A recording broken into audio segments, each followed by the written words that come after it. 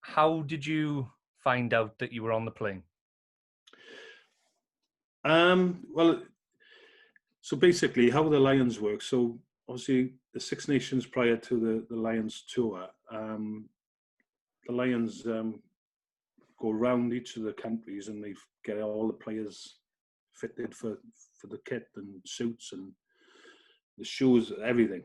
And it was I'll never forget this day. And Gats he's had a meeting in the morning. He said, right, just make sure, lads, you get fitted for the Lions kit. They're in all day, so make sure you stick to your time slot. And then a couple of days later, then he says in another meeting, can't believe it, boys. Can't believe it. It was like, all you boys, they've just come back. Your size is a lot bigger than the English. And that's what he used to do. So, and you think, oh, really? So you'd be like sitting on your chair, thinking, oh, all right, here we go. And that's how Gas used to do it. And it had a great effect. But going back to how I knew, so literally, obviously, the Six Nations has passed. And it's back playing for the Scarlets. And we were playing Edinburgh, I think it was sort of beginning of April. And I was driving down the M4 past, just literally was coming into Port Talbot there. And my phone rang. It was Rob Howley. And he said, oh, look, just let you know, it's between you and another hooker potentially for the Lions. I was like, right. He said, just make sure you concentrate on the game today. Do everything that you normally do, your set piece, and have a good one. And so that was it. Hung up. And then I'll never forget the rest of the journey. You're just thinking, Christ, I could potentially be in the Lions here. So I played well that game. I didn't do anything more or less than I normally would. And then the same as any squad's announced for the Lions, it's live TV. And we were in the Scarlets team room at the time. And so you start, I forget alphabetically order, and I'm right at the end. So I was the last name out to be called. And literally, because Steve had been announced literally seconds before me, so all the boys were clapping, and then myself. And we had a training session that afternoon, and I'll never forget Paul Moriarty was our forwards coach at the time, and he said to me, "Oh, look, if you want to have the afternoon off, you're more than welcome." I said, "No, I'm great. I was playing legs." So I was imagine I was bouncing, and then literally from the journey I left Park of Scarlets to home, so our round journey for myself, the phone was just constant, message after message, phone call after phone call. Yeah. And proudest moment of my career, being named in the Lions, and then obviously the hard work started then when we had to get ourselves ready for South Africa. And you must have watched the '97 Lions in South Africa, the documentary. Was it everything you dreamed of when you arrived in South Africa? We knew it was going to be tough, especially with the team that South Africa had at the time.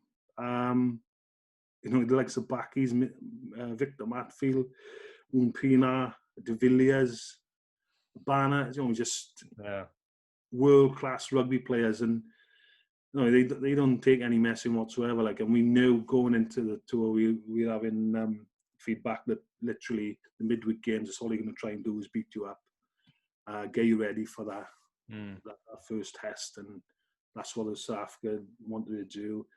But like you say, watching that documentary, you know you're in for it. It's going to be tough, and the training leading up to South Africa was hard. Obviously, with a couple of games down to 2 as well. So just making sure you're prepared mentally and physically ready for that. And I think obviously with the way we trained with Wales, in terms of our intensity, it gave us a good taste of what was ahead of us, really, because obviously the fitness coach was part of the Welsh team who went on the Lions, so we knew what was coming, and the demands physically to get yourself ready for that Lions series, really. And obviously lost the first test by 5 points. I think there was a big surge coming towards the end, a few tries, and then obviously you get picked in the front row full of Welsh players first time since 1955, I believe. How much of a special moment was that? Well, it was because, look, I think just to be named in the match 22 for the Lions was, I mean, a dream. And obviously you want to start, but at the end of the day, it goes back. I probably earned the right to get onto the bench. I know, obviously Jerry Flannery went it down up in Penny Hill Park with his elbow and missed the tour. But again, I took my opportunity, and to have an all Welsh front row, I've been so used to playing with obviously Geth and Adam.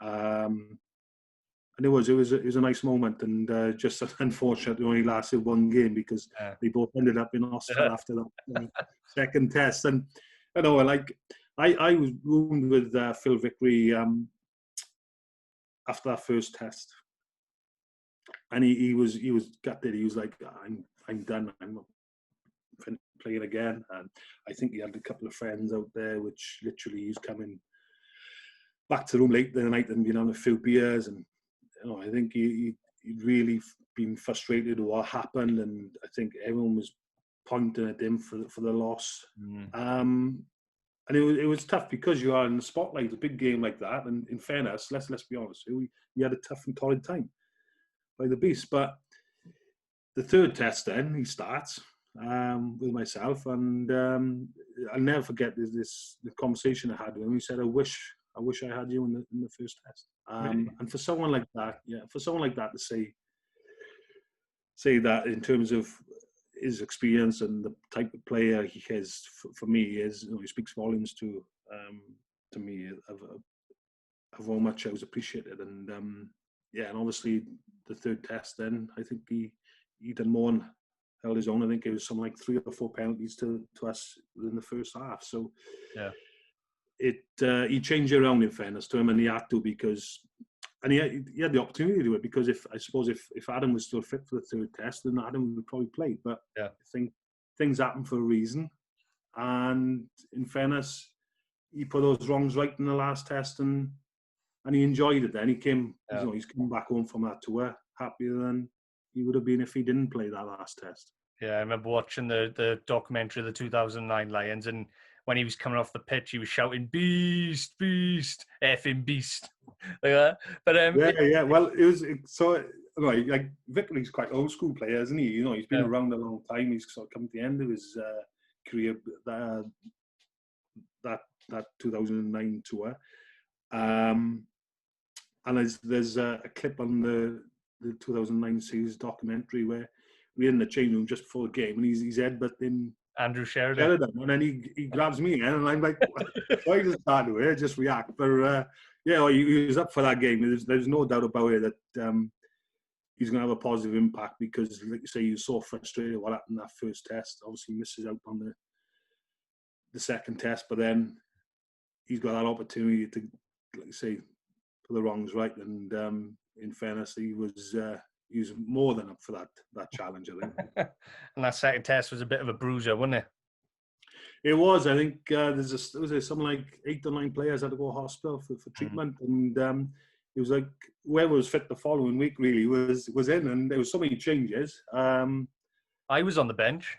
I was only 12. It's unbelievable. And to be honest with you, then, because literally we'd been organising to go to safari on the Sunday, and we'd been on the bus for about 2 hours, and all of a sudden we stop in the middle of nowhere now in South Africa, and then basically they say, right, players and staff who want to go to safari on the front bus, and then players and staff who want to go back and on a piss on the second bus. So it was wild. And then literally you could see like all the Wasps boys, Sean was there, a couple of the Welsh boys, a couple of the Irish boys, and literally stayed on the second bus and headed back and then on the piss. Yeah. So and like I say, it goes back to that build up to the third test. We had probably 2 sessions, and if that was it, because obviously coming to the end of the tour, a lot of injuries anyway, and then we go and put in a performance like that. So was a good way to finish the 2009 series, really, wasn't it? Because as much as it would be nice for that third test to be the decider, it's just a case for us, like you say, put a bit of pride and passion back into the jersey and get that result. Because in fairness as well, people say about the Lions tour, the fans make it as well. They were great, man. They go in their thousands, like, and no matter if you're Scottish, Irish or English, they make an effort, and it's like a family affair. I'm looking at next year's tour. What sort of advice would you have to the players going out there? Because it looked like in the first test, South Africa tried to bully the Lions, didn't they? And in the second test, it was almost like the likes of Mike Phillips, yourself, Brian O'Driscoll, all stood up to the challenge. Is that the sort of thing you're going to have to do from the off when you go out there next year? Yeah, definitely. Definitely. I think, and it's nice to see South Africa back to where they should be, because there was a couple of years where they sort of struggled in terms of, I know they had a lot of players go overseas, but now I think, obviously, their success from the World Cup, they've got some really, really good players coming through, future stars, and you know what you're going to get with South Africa. You're going to get that physicality, and if you don't match that physicality, then you're going to come second best. And I think, like you say, you've got to stand up to them. You've got to stand up to them. I think they respect you more for that. And it's interesting, Paul Collins speak on this podcast on a couple of weeks ago. I might have been on Sky actually. He was saying that's what you got. You got to be physical, because as soon as you just leave them steamroller you, that's it. You're never going to come back. And that'll be part of, obviously, the selection of the squad you're going to take. I know there's obviously less games next year as well, isn't it? Yeah. But you still want players who you want to take the war with you, go in the trenches, because that's what it's going to be like. It's going to be physical, intimidating, and you've got to have players who can rise above that and deliver it back, really.